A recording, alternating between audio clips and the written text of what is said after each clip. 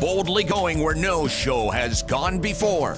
This is The Week in Geek with D Squared and Brian Held. This is Brian Held with the Week in Geek radio show at News Talk 99.5 WRNO, and I am here with Anne-Marie Crouch. How are you? I am doing wonderful. Hey, everybody. So I really wanted to talk to you. You have a long career of doing a lot of great things, but let's start at the beginning. You originally were a model, right? How'd you get into that? Yes, originally a model. I actually grew up here in Pensacola, Florida, believe it or not. And when I was about 14, my mom and dad thought about putting me into like a little modeling class. Really just more about etiquette. I had 7 older brothers, so really playing football in the front yard was pretty much what I did every afternoon, which was great. But they thought, okay, Anne-Marie's getting to an age that it would be good for her to learn how to sit up straight and manners and things like a young lady needs to learn. So they put me in a modeling class. Next thing we know, we were going to a modeling convention a year later, and I was picked up by an agency out of Japan. So when I was 15, I went over to Japan for the summer between my freshman and sophomore year of high school and modeled on a 2-month contract.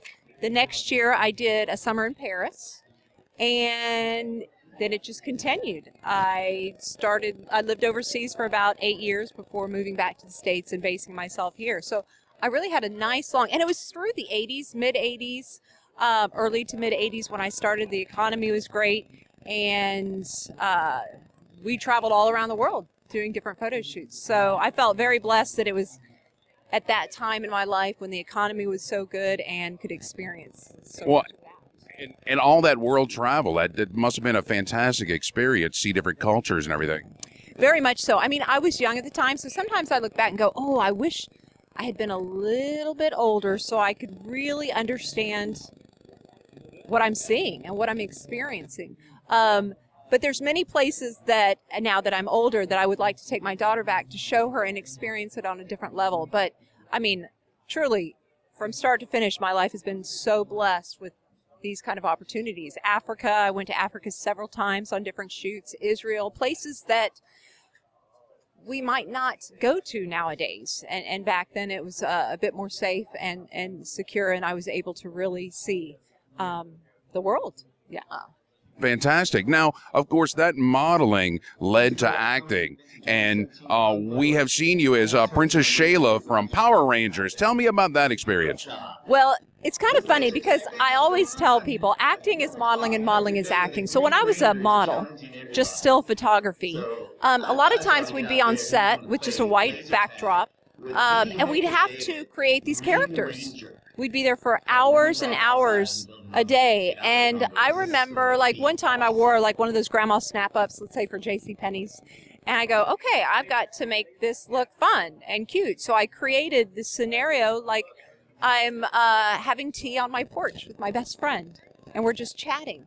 And as I was doing that, the photographers would say, you really need to put a voice to those characters you're creating. And I had never before really thought about acting because my profession was modeling.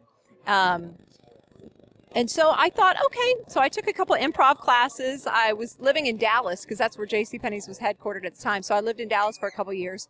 Took some improv classes, starting to do a lot of like local short films, student films and such, and commercials where I'd start to speak on camera. And I was like, wow, this is fun. It opened up a whole nother world to these characters that I had created through modeling. And so packed up my little car and moved back out to Los Angeles to really pursue acting full time. And long story short, that's when I, booked the Power Rangers, Princess Shayla and the Power Rangers. So I worked on that show for about a year, acted for a few more years, and then finally, in my mid-30s, I finally met a husband. That's been the hardest thing in my career so far is meeting the husband. I met a husband, I got married, had a child, and I thought, you know what? My goal of modeling, my goal of acting, I feel very comfortable with, and I was able to achieve those.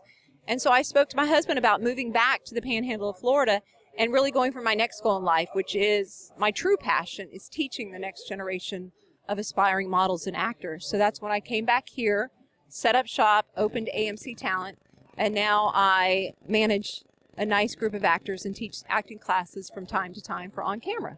That's fantastic. Now, of course, you're tying that teaching, the AMC Talent, all into Hollywood South. How's Hollywood South been working for you?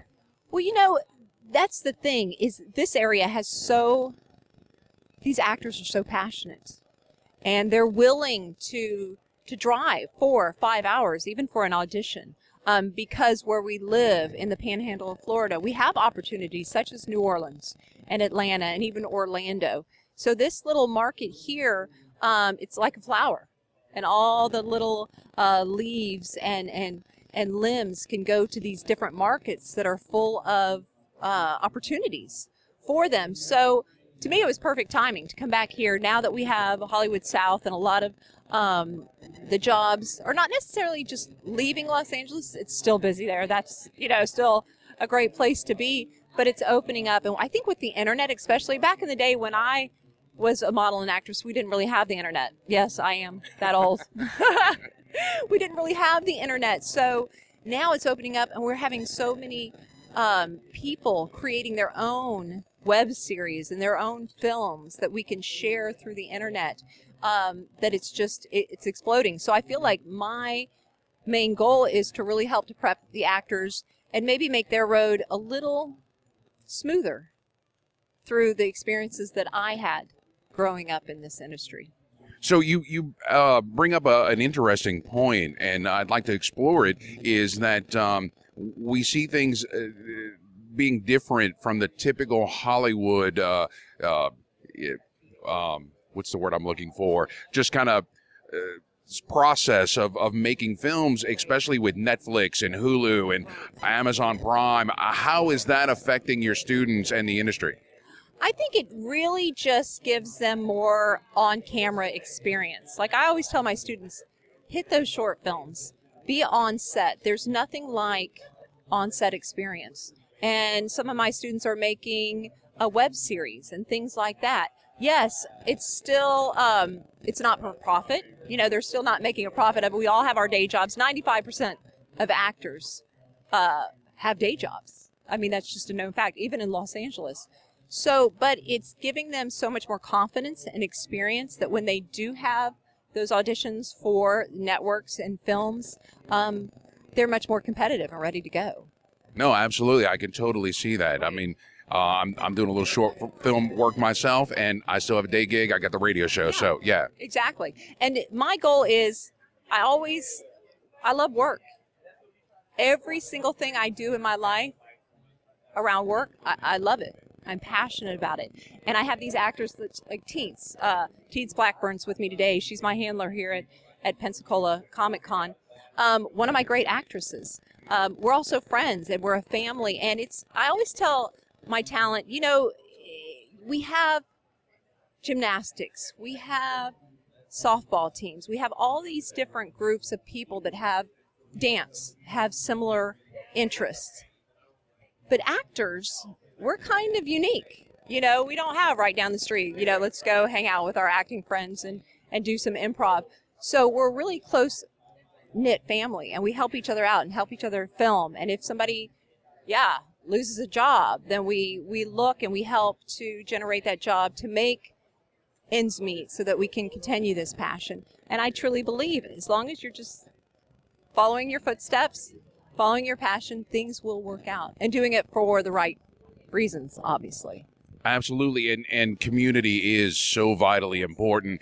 And speaking of communities, how can folks find out more about your community that you've built with this AMC Talent? Well, it's changed a lot, but on Facebook it is AMC Talent.